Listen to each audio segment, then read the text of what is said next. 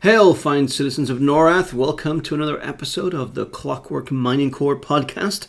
I'll be your host, Zaphos, and today we're going to talk about mounts and travel in EQNexus. Now, before we dive into that, let's just touch very briefly on PAX Prime, which was this weekend, in fact, up in Seattle. And we hope to get a little more information out of the guys from EQNexus, out of the devs, out of the old Dave Georgian and co. And, we didn't get much, to be honest. We got a few slips and things we'll talk about later in a different show, but we didn't get a whole lot. I'd really hoped for some kind of beta announcement. I think that it's well overdue time for that to be released. I think back when they first talked about the game, a month or so ago, that, ultimately at SOE Live, has it been that long? I don't even know, but, around that time when they talked about it, there was kind of some intimation that maybe, beta would be coming a lot faster than people realized, and I still hope that's the case, because I think for them to be on track for their release date of this year for Landmark, or at least to get the beta out even this year at this point, I think they got to step it up a little bit.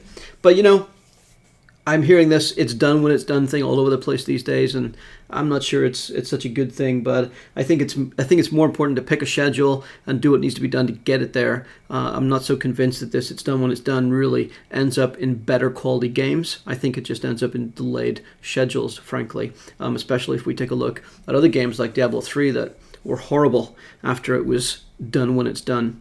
So, that's not to say that it isn't a good thing for some companies, but I do hope they get their act together and move it out. What I want to talk a little bit about today, let's talk about this travel concept, right? I mean, I've played MMOs for a long time, since Ultima Online. I've played games since the 80s. And, there's this always constant idea that you want to be able to do things better, more powerfully, faster, easier. And we as humans, we follow this path of least resistance. We're kind of a lazy species. What we want to do is we want to get where we want to go, do what we want to do the fastest way, the easiest way possible. If we could all just win the lottery, that'd be great for most people.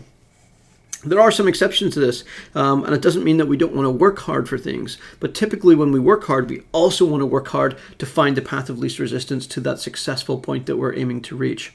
At Everquest Next and Landmark also, the goal is to, really drive a player-driven economy. It's really about building up wealth. It's about progressing and exploring and telling your story. And that's what I think is most exciting about it. I've been waiting so long for a game to come along that will finally allow the player to tell his or her story. And that goes back to the days of Ultima Online, when there was no scripted questing. It was more about your story, and the questing itself, or the lore of the universe, was what gave you the context for your story. I don't need you to tell me, all these great stories about other NPCs and, tell me to participate by going and helping the crown to kill 10 pigs or whatever crap that they happen to come up with as quest of the month or week or day. For me, it's about, what is my story? What's the Zaphos story? What is the legacy of Zaphos, and how is that going to change the game world? And there's not very many games can do that. EQNexus is one of them. I think that that's all, very, very cool. Very, very cool. But one of the things that comes up ultimately as you play through your story, as you start to want to do things easier and faster, is the concept of, well, how do I travel around this game world? How do I get from point A to point B as quickly as possible? And is there an advantage to that? And one of the things that a lot of people dislike about fast travel is that it makes the world seem smaller. If you think about our world today, when you fly by airplane, it's just the world is a small place. In 24, 36 hours, you can be almost anywhere in the world. Even the most extremely, out there kind of far off places, exotic places. And you can do that almost, just easily. In fact, I was reading stories recently about how they're making changes at Mount Everest because it's turning into a cesspool of just garbage everywhere because so many people are going there. I mean, what happened to those times when it killed people to try and climb Mount Everest? Where climbing Mount Everest was something that was a human phenomenon. It was something that had never been done. It was something that the few and the crazy and the brave and the bold and the explorers of our time did. Now it's somewhere that's filled with, tourist traps and, cheesy marketing and garbage and McDonald's and, and this kind of stuff, or I don't know if it's McDonald's there, but you know what I mean. I've seen reports about how just dirty it's become, and the Sherpas and things that, take care of that place, these guys are trying to get it back under control and limit the number of travelers coming every year. That's what happens when the world gets small. That kind of thing, traveling up Everest, becomes a fairly nonchalant affair. That's kind of crazy. The same thing happens in a game world. When I played EverQuest 1, the original EverQuest, 1999, circa 1999 plus, it was really exciting because there was no way to fast travel.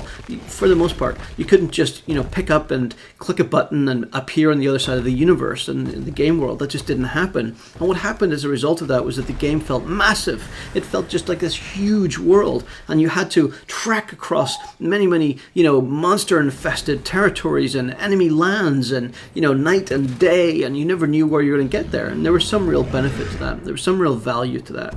It was very, very exciting, and like I said, it made the world feel great. On the flip side of that, as we've progressed and MMOs have evolved and online gaming has evolved and gaming in general has evolved, players realize that they want to cut to the core of what it is they're about. They want to spend their time more wisely.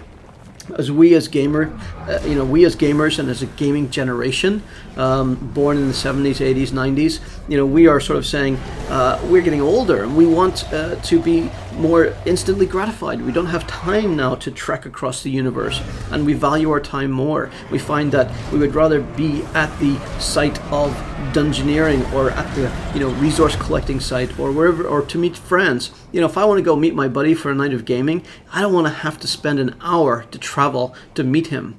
That's just not going to be cool anymore. So on the flip side of that world feeling big and large and exciting, there's also the drawback that it feels smaller, it feels less exciting, it takes away some of that drama. But the flip side also gives you the benefit that you can get to what you want to do quicker. I think it's going to be interesting to see how Everquest Next evolves as a game, because it's got to appeal to both. It's got to appeal to the sort of hardcore audience that designed, created, and also the sort of contributed to the overall success of EQ1. The input that we as players gave the community, that sort of background, play games like Ultima Online as well. And it's also got to appeal to new players who play World of Warcraft or Minecraft or play other games where things can be a little more instant. I think it's got to strike a good balance. What we do know is that there's going to be mounts. We do know there's going to be wizard's bars for teleporting, possibly even teleporting between servers, definitely teleporting between landmarks. So to get from one landmark to another, you can teleport around. Whether there'll be cooldowns on that, delays, whether it requires materials, whether it requires certain classes, we don't know. But it seems like all classes will be able to teleport around. That's pretty cool. It definitely makes life easier. If I'm trying to build a cool fort and my buddies are off doing something somewhere to that end, I don't want to have to, travel and trek for hours just to reach them in order to participate. I want to get into action quickly. So I think that those things are really, really important. If my buddies are doing a rallying call, I don't want to have to, walk there and find that the action is over by the time I get there. While there is a value to that in certain extreme RPG type of scenarios, overall, it's kind of a bit blah for the modern gamer. So I think that SOE are doing a good thing by having mounts in the game. I like these Zephyr boots that allow you to fly, and it also plays into this whole parkour thing where you're traveling around. If you see the recent videos from PAX, things are moving fast, players are moving fast, and I think getting through a procedurally generated world is very, very important, because the world can keep going for very long distances, and things can keep generating and being created, and it's important that you're focusing more on the content of the game rather than the travel element. Now, as I said, there are drawbacks to that, but I think there'll be enough of a travel element to make it exciting. I just have this image in my mind of a bunch of, guildies getting together on mounts and trekking across the game world, or getting together and just running. I also hope that mounts are something that has to be earned. I hope there's a price to pay for teleporting. I really loved the fact that in EQ1 druids could charge people currency, charge them a fee to do a port, to deport them somewhere. I think that was really, really cool. It created a kind of job for druids. I think that was something that was really good and could be leveraged somehow. But at the same time, it is frustrating if there's no druid around or you don't have the money to pay and you want to go see your buddy and you can't, right? So I think as long as there's some kind of element of balance, I think that having faster travel options in a modern MMO is the right thing to do. I think there needs to be some strict limitation on just how instant travel works. But I think things like running and parkour and Zephyr boots and mounts, I think are all really, really good, as long as there's some kind of balance. Let me know what you guys think. I'm excited for that. I don't want to spend all my time just getting from point A to point B. I want to enjoy the journey, but at the same time, I want to get something done. I want to get something accomplished in my playtime. Let me know what you guys think. I'll talk to you next time.